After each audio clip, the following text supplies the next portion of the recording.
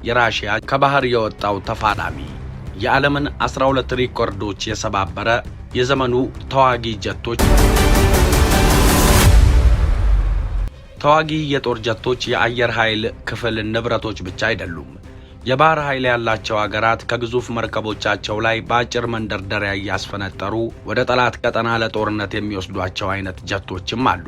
ልዩነቱ የአየር ኃይል ጀቶች ምድር ላይ ከተንጣለለና ቋሚ ከሆነ ኤርፖርት በመንደርደር ተነስተው ተልዕኳቸውን የሚፈጽሙና ምንም ችግር ሳይገጥማቸው ወደ ሜዳቸው መመለስ የሚችሉ መሆናቸው ነው።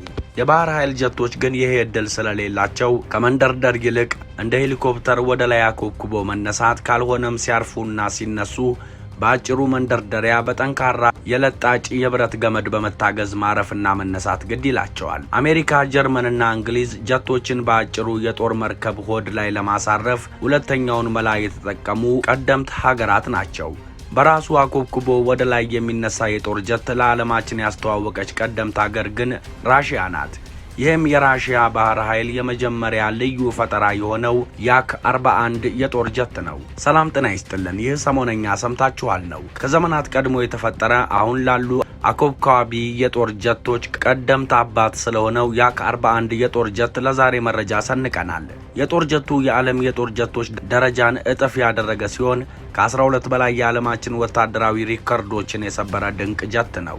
ራሺያ እንዴት ሰራችው እና አሜሪካ በዘመናችን ለታጠቋቸው የስድስተኛ ትውልድ ጀቶች ዋና መሰረት እንዴት ሆነ ለሚለው መልስ አለን።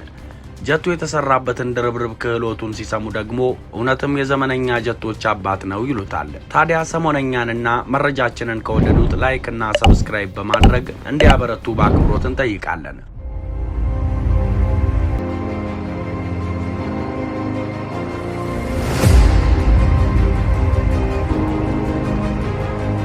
ባህርተኛው ጀት ያክ 141 ተዋጊ ጀትን ከመርከብ ላይ ማስነሳት እጅግ ፈተና የበዛበት ስራ ነው። ቴክኖሎጂውም የቅርብ ዓመታት የሚባል ነው። የአሜሪካ ባህር ኃይል በጃፓኖች ፒርል ሃርበር ዴት ላይ ከደረሰባት አጥፍቶ መጥፋት አደጋ በኋላ ጃፓንን ለመበቀል ስትል ጀቶችን በመርከቦች ላይ መያዝ ተገዳለች።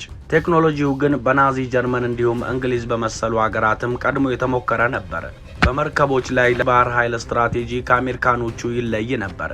አሜሪካ ኒውክለር ጫኝ ጀቶችን ከመርከቦች ላይ ለማስነሳት ስትጥር፣ ራሺያ ግን በቀዝቃዛው ዘመን ጠላቷን አሜሪካን ለመምታት ሰርጓጅ መርከቦችን ኒውክለር አስታጥቀው ወደ አሜሪካ መጠጋትን ነበር የመረጠችው። በሂደት ይህ ስትራቴጂ በአሜሪካ ባህር ኃይል እንዲቀደምና ብልጫ እንዲወሰድባት አድርጓል። ከስህተቷ የተማረችው ራሺያ ግን ማንም ያላሰበውን ሞክራ ሌላው ከባድ ነው ብሎ የተወውን አንድ ልዩ ጀት በቀዝቃዛው ጦርነት ዘመን ይዛ ብቅ ብላ ነበር። አኮብኩቦ የሚነሳውን ያክ 141 የጦር ጀትን። ያክ 141 የሚሰኘው ጀት ከምድር ወደ ላይ ተነስቶ የሚበር የመጀመሪያው ዘመነኛ ጀት ነው። ቴክኖሎጂው ቨርቲካል ቴክ ኦፍ ኤንድ ላንዲንግ ወይም በአጭሩ VTOL ይሰኛል። ጀቱ ከ12 በላይ የዓለማችንን የጦር ሪከርዶች የሰባበረ ነበር። ምዕራባውያኑ ከባህር የተወለደው ተዋጊ ጀት ሲሉ ቅጽል ስም ሰጥተውታል። ያክቮሌቭ ዲዛይን በተሰኘው የራሺያ የጦር መሳሪያ ጥናትና አምራች ቢሮ በኩል የተገነባ ነው።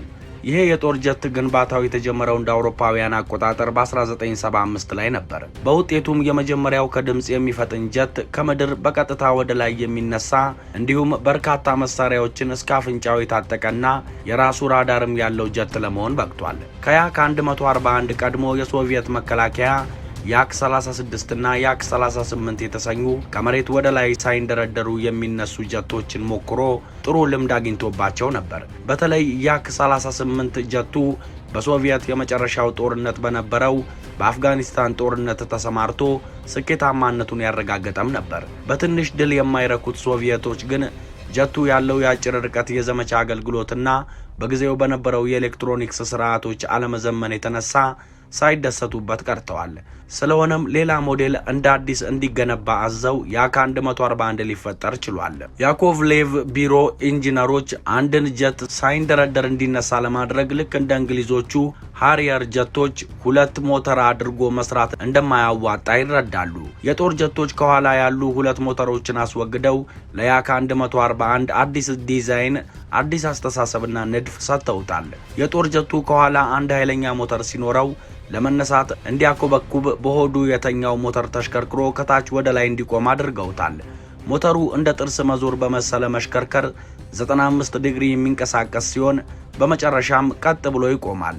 የኋላው ሞተር መላውን የጀቱን ሰውነት ብቻውን ማንሳት ስለሚከብደው የጀቱ እንብርት ላይ ሌሎች ሁለት ሞተሮች ለመነሳትና ለማረፍ ብቻ የሚሰሩ አክለውለታል። ሁለተኛው ሞተር የጀቱ አማካይ የግራቪቲ ስበት ላይ በመተከሉ ጀቱ በራሱ ወደ ላይ እንዲነሳ የሚያደርገው ስርዓት የተሳካ እንዲሆን አድርጎታል። ይህም ማለት ጀቱ ከየትኛውም ስፍራ ወደ ላይ ተነስቶ እንዲበር፣ ተመልሶ አዘቅዝቆ እንዲያርፍ እንዲሁም በፈለገው ቦታ ላይ ለሰዓታት እንዲያኮበኩብ ያስቻለው ሆኗል።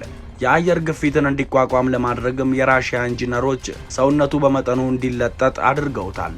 የጀቱ ሌላው በጊዜው ያልነበረ ገጽታ አየር የሚመጡት ሞተሮች በአራት ማዕዘን ቅርጽ የተሰሩ መሆናቸው ነበር። የያክ 141 ጀት የመጀመሪያው ሞዴሉ እንደ አውሮፓውያን አቆጣጠር በ1987 ላይ ነበር ተሰርቶ ያለቀው። በጊዜው የጀቱ 4 ሞዴሎች ተመርተው የወጡ ሲሆን ሁለቱ ወደ ላይ የሚነሳበትን በረራ ለመሞከር፣ ሌሎቹ ሁለቱ ደግሞ ለውጊያ ልምምድ የተዘጋጁ ነበሩ።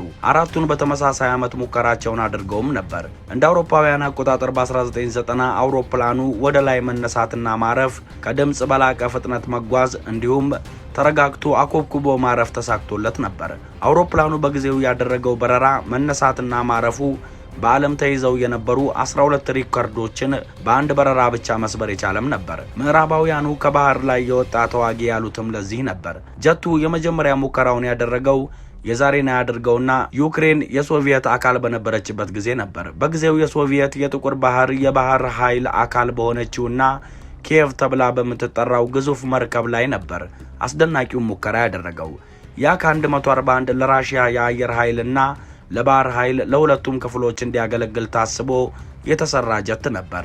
በዋናነት የሚጠቀምበት ግን የሶቪየት ባህር ኃይል ነበር።